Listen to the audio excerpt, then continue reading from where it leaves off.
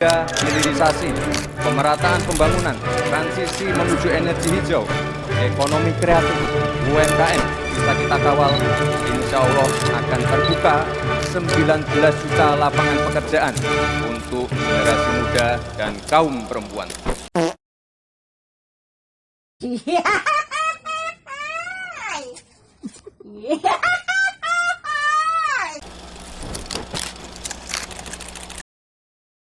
Halo, kembali lagi di channel gue Syauqir Skulo. Kali ini gue mau bahas tentang filsuf yang paling menarik selama abad ini, yaitu Socrates. Ya, kenapa Socrates?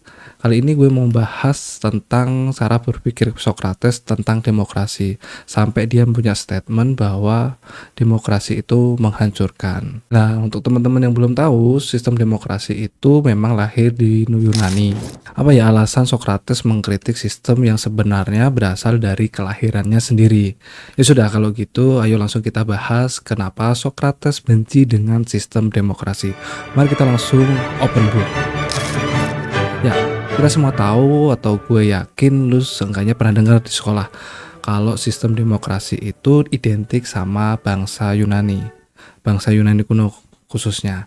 Ya, emang sistem demokrasi ini tuh pertama kali muncul di sana, di Yunani, tepatnya di kota Athena. Makanya kata demokrasi sendiri itu kan dari bahasa Yunani yang artinya kekuasaan atau pemerintahan ada di tangan rakyat. Namun kenapa sistem demokrasi ini bisa lahir? Kalau menurut Profesor Ilmu Politik di New York University, dia bilang kayak di tempat lain. Di waktu itu Yunani awalnya memiliki perpolitikan di Athena. Itu dipegang penuh sama kelompok-kelompok elit, bangsawan doang yang bisa. Jadi bodo amat lah suara masyarakat segala macamnya. Pokoknya urusan mengatur negara itu urusan dari si bangsawan. Tapi terus karena kelompok bangsawan di Athena waktu itu nggak cuma satu kelompok, endingnya malah jadi konflik antar bangsawan satu dengan bangsawan yang lainnya. Nah, cerita ini politik klasik yang selalu ada di setiap masa. Terus selain dikuasain kelompok elit yang biasa disebut aristokrat, Athena juga tuh beberapa kali dipimpin oleh sama diktator. Salah satunya adalah Doi Hippias yang menjabat jadi Tiranos, yang menjabat jadi pemimpin tunggal di Athena dari tahun 527 sebelum Masehi. Namun kekuasaan si tiran ini harus hancur waktu orang-orang Spartan melakukan invasi ke Athena di tahun 510 sebelum Masehi. Nah, di situ Hippias yang sudah nggak berkutik dia akhirnya mutus cabut dari Athena. Ya, cukup pengecut juga untuk salah satu pemimpin. Nah, ngerasa sistem politik Athena selama ini nggak ideal, sekitar 2-3 tahun setelah tirani Hippias berakhir, ada salah satu aristokrat Athena yang bernama Clisthenes yang ngusulin sebuah sistem politik baru, sistem politik di mana kekuasaan tuh gak bisa dipegang sama satu kelompok doang, apalagi oleh satu orang tertentu, itu gak bisa. Jadi dia menawarkan sistem yang disebut dengan demokratia, kekuasaan yang diberikan kepada rakyat. Jadi kalau sebelumnya masyarakat biasa tuh nggak punya kekuasaan apa-apa, sistem tata negara Athena dengan sistem demokratia ini masyarakat tuh jadi punya andil dalam menentukan nasib negaranya. Nah, itu menurut Paul Cartledge, profesor klasik di Cambridge University. Dilansir dari History, dia bilang sebenarnya nggak ada catatan khusus dari Athena yang menyebutkan soal alasan sebenarnya kenapa Clisthenes ini bisa berpikir bikin sistem demokrasi ini. Tapi ada kemungkinan Clisthenes itu waktu itu melihat makin banyak masyarakat Athena yang nggak setuju dengan kekuasaan absolut kelompok elit. Nah, buat nyari simpati dari rakyat, akhirnya Clisthenes ini ngusulin satu sistem baru yang berorientasi ke rezim rakyat. Sistemnya yang dikasih nama demokratia tadi. Dan ya udah, akhirnya sistem ini diterima dan resmi diterapkan di Athena. Nah, tapi walaupun sistem demokratia ini menjadi cikal bakal dari sistem demokrasi modern, tapi tetap antara dua ini tuh ada beberapa perbedaan. Apa aja tuh perbedaannya? Yang pertama, sistem demokratia itu di Athena merupakan bentuk dari demokrasi langsung. Jadi kalau demokrasi yang kita kenal sekarang yang dipakai oleh banyak negara di dunia itu kan kebanyakan merupakan demokrasi representatif, demokrasi perwakilan. Jadi kalau di demokrasi yang sekarang warga negara tuh bakal milih orang-orang yang jadi wali mereka buat menyuarakan suara mereka. Contohnya ya kayak waktu kita memilih anggota DPR, DPD, dan segala macamnya lah. Nah kalau di demokratia ini, di Athena zaman dulu masyarakat tuh nggak butuh pakai perwakilan buat menyuarakan suaranya. Selama mereka memenuhi syarat, mereka bisa menyuarakan suaranya secara langsung di hadapan warga negara yang lainnya. Sesuai sama asas Hobolomenos, asas siapapun yang mau. Jadi siapapun yang mau bersuara, mereka bisa tuh menyempatkan nyampein pendapat mereka langsung tanpa butuh diwakili sama orang lain. Jadi kayak orang biasa tuh kayak itu bisa tuh dia masuk ke gedung DPR terus menyuarakan pendapatnya. Itu bisa di sistem demokratia itu bisa. Yang penting udah memenuhi syarat. Emang apa aja sih syaratnya? Syarat yang pertama dia harus laki-laki yang berusia lebih dari 18 tahun. Jadi kalau dia orang asing atau budak dan perempuan itu nggak dihitung sebagai warga yang bisa menyuarakan pendapatnya secara langsung. Terus perbedaan yang kedua, kalau di demokrasi modern, pembagian kekuasaan itu kan ada trias politika. Kekuasaan dibagi menjadi 3, legislatif, yang bagian yang bikin undang-undang, kemudian ada eksekutif yang bagian menjalankan undang-undang, kemudian ada yudikatif, bagian yang mengawasi pelaksanaan undang-undang, sekaligus jadi lembaga yang mengadili pelanggar undang-undang. Nah, di Athena zaman dulu juga ada pembagian tersebut, lembaga kayak gini. Cuma nggak sama kayak trias politika. Lembaga pemerintahan di Athena dulu dibagi jadi 3. Namanya Eklesia, Bole, sama Dikasteria. Kalau Eklesia itu tuh lembaga yang berwenang menyusun undang-undang, berwenang menyusun kebijakan untuk masyarakat Athena. Kalau Eklesia ini isinya tuh ada 6.000 orang dari masyarakat yang sukarela pengen ngasih pendapat. Jadi siapapun yang mau jadi sukarelawan buat nyusun undang-undang itu bisa datang ke semacam rapat Eklesia. Nah tapi kan nggak mungkin 6.000 orang ini dibiarin buat ngomong semua. Kan nggak mungkin, kebanyakan yang ada bakal chaos tuh. Makanya dibikinlah boleh semacam dewan perwakilan yang isinya tuh sekitar 500 orang yang waktu itu mewakili 10 suku yang ada di Athena. Kalau boleh itu fungsinya apa? Lah, fungsinya boleh itu buat nentuin agenda pertemuan sama menyeleksi proposal undang-undang yang diajukan oleh Eklesia. Jadi biar Eklesia nggak berantakan. Jadi biar di Eklesia nggak berantakan. Lah boleh itu kayak merapikan dulu. Jadi untuk dilaporkan di Eklesia. Terus lembaga yang terakhir namanya dikasteria atau lembaga juri. Jadi dikasteria itu simpelnya lembaga yang berwenang buat menangani kasus-kasus kriminal. Ya mirip-mirip seperti yudikatif di trias politika. Dan biasanya dalam ngejuriin, dalam mengadili dikasteria ini mereka tuh bakal melakukan voting buat menentukan seseorang bersalah atau tidak. Nah, yang unik dari lembaga-lembaga ini di pemerintahan Athena ini ada cara pemilihannya. Jadi nggak kayak demokrasi modern yang memilihnya tuh lewat pemilu atau penunjukan langsung.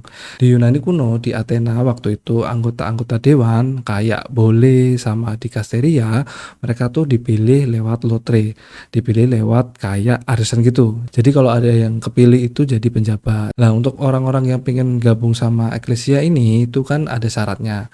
Harus laki-laki asli Athena, harus berusia 18 tahun. Syaratnya itu kan. Nah, kalau buat jadi boleh sama Dikasteria itu syaratnya agak beda nih. Syaratnya minimal dia berusia 30 tahun. Mungkin karena tugasnya lebih berat, bukan ngomong doang. Dan yang boleh tadi kan harus seleksi undang-undang. Terus yang Kasteria mereka harus mutusin seorang bersalah apa enggak. Itu kan ya tanggung jawabnya lebih besar. Mungkin karena itu juga makanya syarat umurnya tuh jadi lebih tua. Jadi kurang lebih seperti itulah perbedaan demokrasi di Athena dan demokrasi di zaman modern yang berkembang pada saat ini. Jadi gimana nih demokrasi zaman dulu menurut lu? So far sih sampai di sini kelihatan oke lah ya. Hampir semua orang bisa nyampein pendapatnya. Nah, masalahnya walaupun sistem demokratia di Athena tuh sekilas kelihatan bagus karena ya tadi itu kan ngasih kesempatan ke semua masyarakat buat bersuara. Namun ternyata sistem ini tuh nggak lepas dari kritik beberapa pihak, termasuk dari para filsuf. Salah satunya yang kritik adalah Sokrates, sosok filsuf yang dianggap sebagai bapak dari filsafat Yunani dan filsafat Barat. Yang buat mungkin belum tahu, Sokrates dia ini adalah sosok yang pertama kali mengajarkan pola pikir rasional sebagai dasar pemikiran dan menjelaskan sesuatu di saat masyarakat Yunani waktu itu masih banyak yang dipengaruhi oleh pola pikir mitologis, atau yang simpelnya atau mungkin kasarnya di Yunani kuno dulu, Sokrates inilah yang pertama kali ngajarin mikir pakai otak, kasarnya gitulah. Bahkan beberapa filsuf terkenal kayak Aristoteles sama Plato, itu mereka juga tuh merupakan murid dari Sokrates itu sendiri. Jadi ya emang berpengaruh itu si Sokrates. Nah, sebagai seorang filsuf yang berangkat dari rasionalitas, Sokrates tuh melihat sistem demokrasi ini cenderung aneh. Jadi di buku The Republic jilid 6 karya Plato disebut kalau Sokrates tuh sempat terlibat diskusi sama tokoh bernama Adeimantus. Nah, di diskusi itu Sokrates tuh menjelaskan kekurangan sistem demokrasi pakai pertanyaan dan analogi. Ya kurang lebihnya tuh kayak gini, kalau misalkan kita naik kapal, siapa yang bakal kita minta buat jadi nakoda? Apakah kita bakal meminta siapapun yang mau atau minta ke orang yang memang benar-benar kompeten buat jadi nakoda? Nah, pastinya kita pilih yang kompeten dong. Nah, kalau masalah kapal saja kita harus memberikan kemudinya ke orang yang kompeten, kenapa dalam bernegara kita tidak seperti itu? Kenapa dalam bernegara kita malah memberi kewenangan buat memilih pemimpin atau memutuskan sesuatu ke orang yang random, bukan ke orang yang benar-benar kompeten itu sendiri. Jadi di sini tuh Sokrates pengen ngeritik sistem demokrasi yang tergantung pada suara yang bergantung sama voting, di mana semua suara dianggap sama. Padahal kalau menurut Sokrates yang namanya memutuskan sesuatu lewat voting tuh butuh skill, dan sama kayak skill-skill lainnya, kemampuan buat memutuskan pilihan.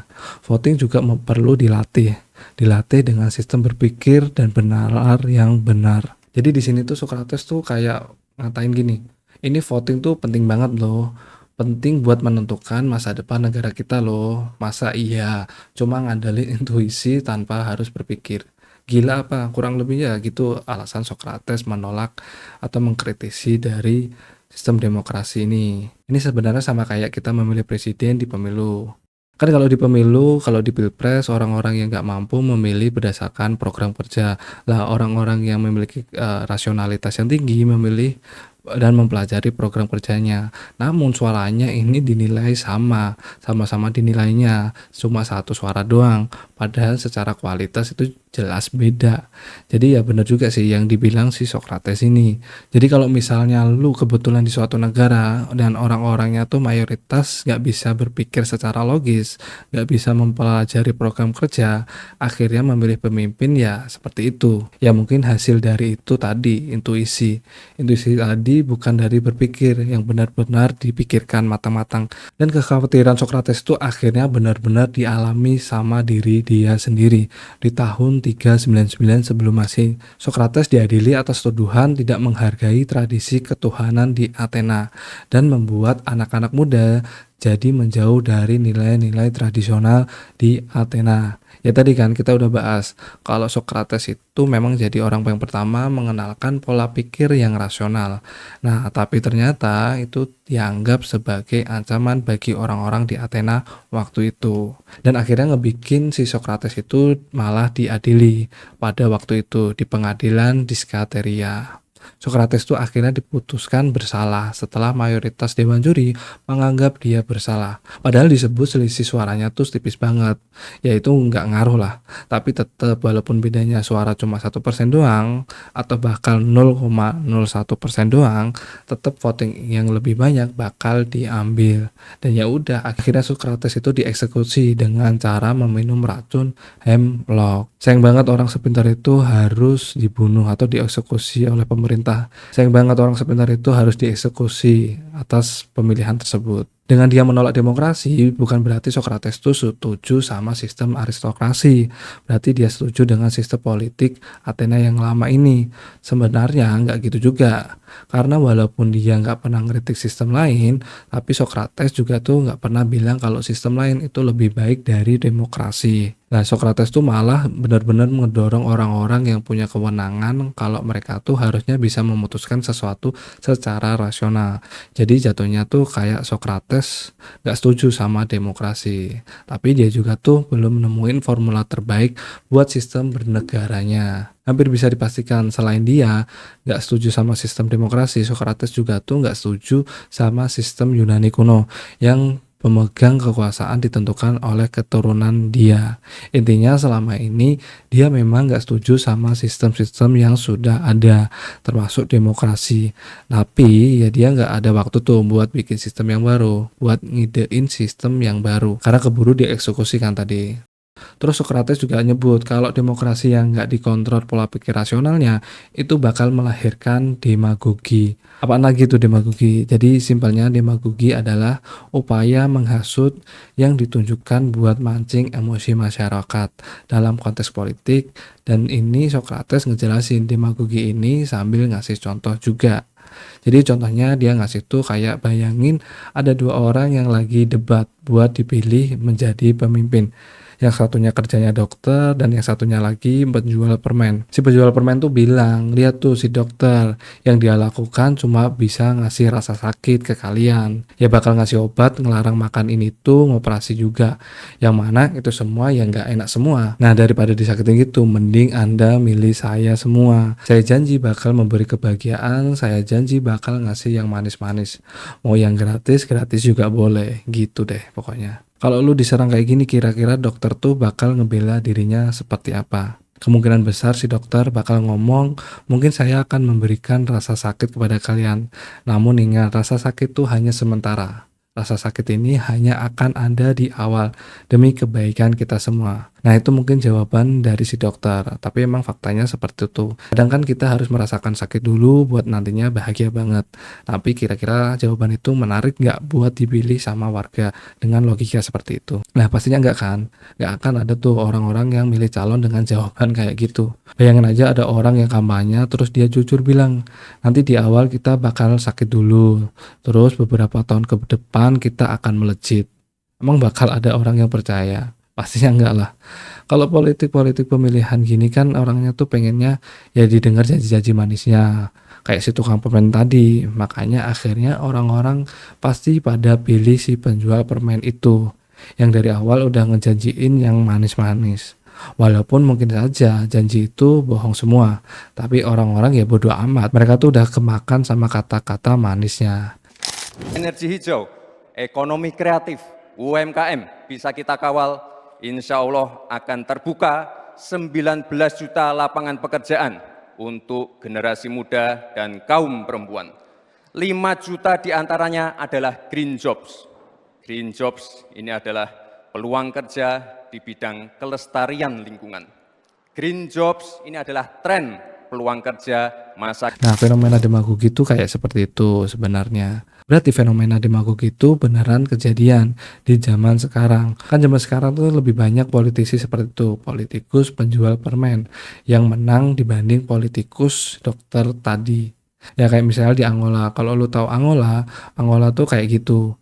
Di Angola tuh kacau banget pemilunya. Dan sistem demokrasi di Yunani kuno sendiri harus berakhir setelah Athena berhasil ditaklukkan sama Antipater, ditaklukkan sama penerus Alexander the Great. Tapi benar gak bos, apa yang dikritik Socrates itu terjadi di demokrasi sekarang? Jadi gimana menurut lu? Lu setuju gak sama Socrates yang gak suka sama sistem demokrasi ini? Atau tetap menganggap kalau yang terbaik adalah sistem demokrasi ini? Yang mana nih? Silakan komen. Oke, sekian segmen open book kali ini. Tentang kenapa Socrates gak suka dengan sistem demokrasi.